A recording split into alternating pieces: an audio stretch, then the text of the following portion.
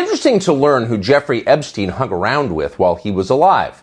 People who flew on his airplane, people who stayed on his private island in the Caribbean, those who had dinner at his home off Fifth Avenue in New York.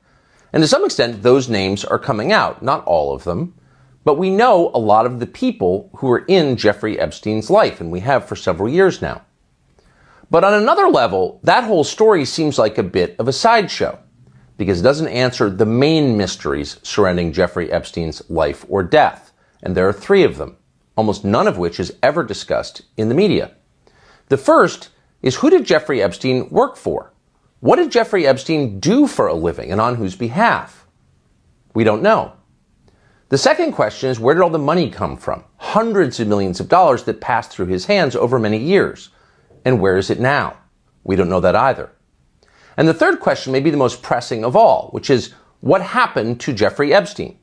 On August 10, 2019, he was found dead in the Federal Correction Facility in Manhattan, in one of the most secure places in the world. Did he kill himself, as the government has claimed ever since, or was he murdered?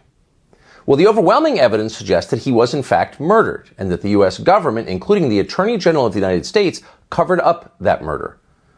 These are the questions that matter most, and they're exactly the ones not being addressed in the news media. Why is that? We decided to speak to someone who has insight into this question, and that is Jeffrey Epstein's only surviving relative. His name is Mark Epstein. He was Jeffrey Epstein's brother, separated by 18 months.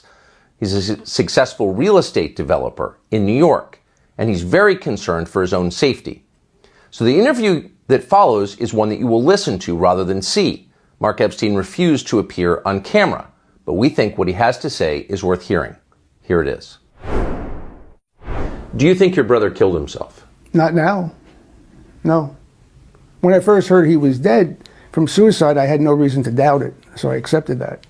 But then after the autopsy, and after Bill Barr made that asinine statement, I said, this was not a suicide. But when you first heard the news, you thought it was a possibility that he killed himself. Yeah, I accepted it as a fact. I heard it on the news. The government didn't notify me, as they said. I heard it on CNN in the morning of the 10th. And you're his only survivor. You're the only surviving relative. Yes, yes. He has no children, and our parents are gone. And there's no other siblings. When did you start to think that he did not kill himself?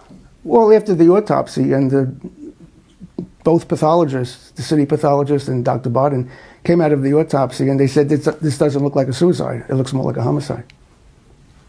So what did you do then? Well, I figured I'd have to look into this and see what's going on.